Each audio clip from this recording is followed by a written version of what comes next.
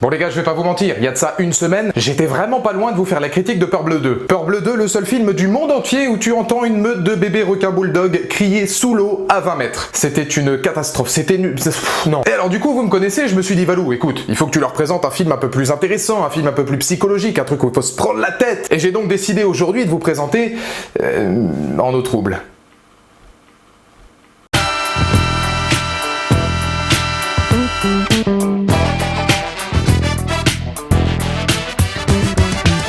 Bonjour à toutes et à tous, c'est Valou et bienvenue pour cette toute nouvelle vidéo, cette toute nouvelle critique consacrée à Jason Statham versus Mega Shark, le duel. Ou plus sérieusement à En eau trouble en anglais de Meg, un film de John Turteltaub, je crois. Je ne sais absolument pas comment prononcer le nom de l'individu. Avec donc Jason Statham dans le rôle titre et Cliff Curtis, Travis dans Fear the Walking Dead, la seule personne pour laquelle je me suis un petit peu inquiété pendant le film. Et attention, réalisé par le créateur de Rasta Rocket. Et moi j'avais adoré Rasta Rocket. Et alors En eau trouble c'est vachement paradoxal puisqu'au final je me suis attendu au film et je savais pertinemment ce que j'allais voir avant même d'avoir vu le film puisque la bande-annonce nous dévoilait absolument ce que le film allait être. Parce que la bande-annonce nous montrait très bien que les 45 premières minutes seraient plutôt bonnes, beaucoup plus axées sur quelque chose de dark, de sombre dans les profondeurs, et que la deuxième partie du film, qui prend quand même une grosseur, serait beaucoup moins regardant sur le côté what the fuck de la chose, ça c'est évident. Alors dans ce cas, effectivement, il y a deux écoles. Il y a ceux qui vont se dire, mais mec, tu vas voir un film avec Jason Statham qui va mettre des patates à un requin de 80 mètres. Qu'est-ce que tu attends vraiment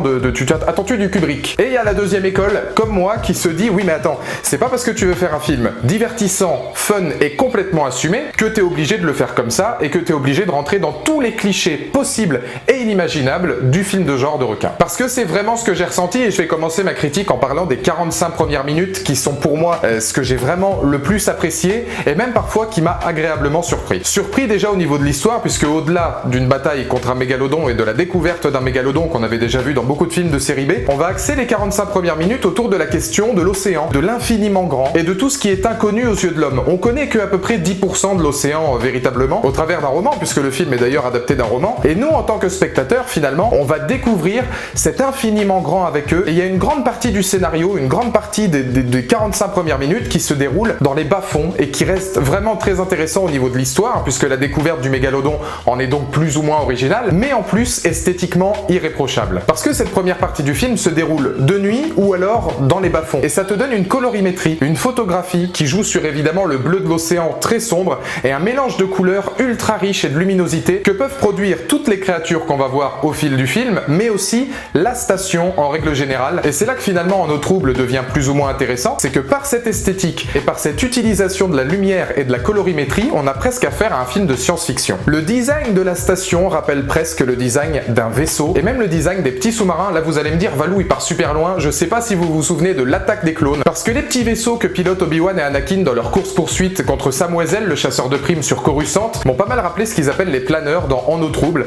Il y a un design qui est très particulier et qui pousse justement cette réalisation encore plus loin que le simple film de requin classique. Donc c'est vrai qu'au niveau de l'imagerie, au niveau du design des créatures, au niveau de l'esthétique, la pellicule est très efficace, les couleurs sont vraiment belles et il y a quelques plans qui restent plus ou moins emblématiques dans le genre film de requin. Et au niveau des personnages, j'ai été agréablement surpris aussi de voir un Jason Statham qui s'éloigne complètement de son registre classique. Là pour le coup, c'est vrai qu'on va voir un anti-héros, on va voir quelqu'un qui a subi un trauma par rapport à une première attaque justement de mégalodon dans l'introduction du film. Il vit en ermite en Thaïlande, il est devenu alcoolique, il est pas là pour sauver les autres, il a plus envie du tout d'être assimilé au travail de recherche, au travail scientifique et encore moins d'aller en profondeur. C'est plutôt bien trouvé et c'est un rôle à contre-emploi pour un Jason Statham qui dans les 3 premiers quarts d'heure n'est pas du tout le genre de Jason Statham que l'on peut retrouver dans les films respectifs. Moi j'aimerais beaucoup le retrouver dans un film plus sérieux où il pourrait montrer un panel un petit peu plus riche parce qu'il a un charisme et il a une aura exceptionnelle qui malheureusement le mettent dans des films d'action aujourd'hui souvent moyens, parfois plutôt réussi, mais toujours dans la même caste alors qu'il pourrait faire beaucoup mieux. Le seul problème, et là on va arriver au gros du film finalement, à la deuxième heure, c'est que Jason Statham c'est un petit peu comme le film En eau trouble.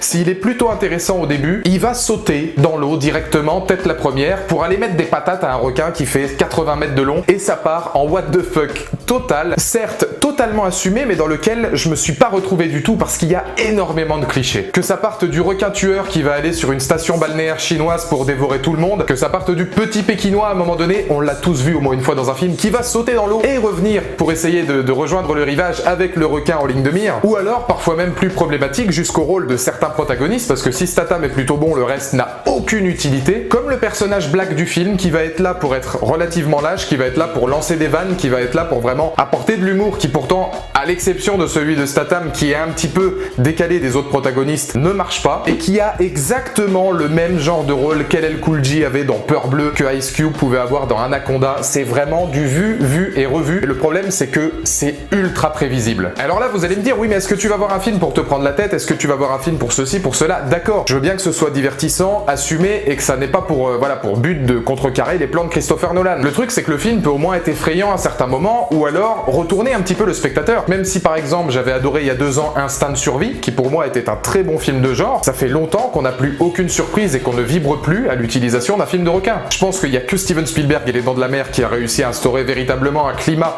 au film de requin, et dans une moindre mesure, tu pouvais être surpris de la mort de Samuel L. Jackson dans Peur Bleue, qui elle est complètement biblique parce qu'elle sort de nulle part, et qui pour le coup, elle est totalement réussie parce qu'elle est inattendue. Le problème dans Nos Troubles, c'est que tout, absolument tout est attendu. De l'apparition du mégalodon jusqu'à la résolution du film, en passant par toutes les péripéties et toutes les morts. Et le problème, c'est que si certains jeux de caméra sont plutôt intéressants, ça reste véritablement très convenu. Et c'est un petit peu ça le problème, c'est qu'au final, on termine sur des dialogues complètement bateaux, c'est qui sort à une période de blockbuster et qui veut toucher le plus grand nombre. En soi, c'est un film presque de requin pour enfants. Parce que c'est très édulcoré, il n'y a aucune effusion de sang, parce que les personnages utilisent beaucoup de second degré et beaucoup d'humour, il n'y en a aucun qui a l'air de croire véritablement à la puissance du mégalodon et à croire justement au fait qu'il puisse mourir, ce qui est quand même relativement dense quand tu travailles un film comme ça. Et si les acteurs n'y croient pas et si les personnages ne semblent pas plus intéressés que ça par ce qui se passe dans leur propre film, c'est pas toi en tant que spectateur qui va flipper pour eux, tu n'auras aucune empathie pour les personnages. La question est maintenant, est-ce que c'est vraiment ça que tu vas voir dans ce genre de film? J'aurais aimé avoir un petit peu de tension, j'aurais aimé avoir quelque chose de plus sanglant, c'est ce que je n'ai pas eu, puisque En Eau Trouble est très édulcoré, c'est vraiment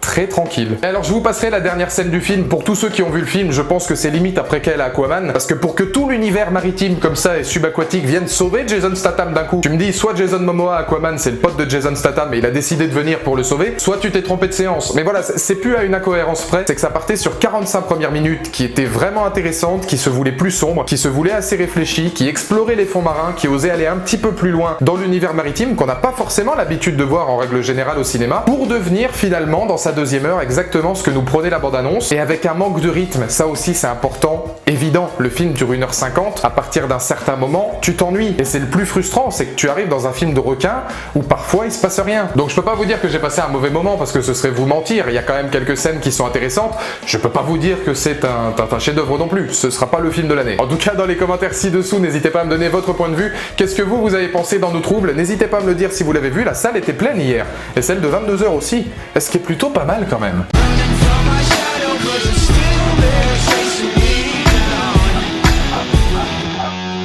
That felt pretty cool.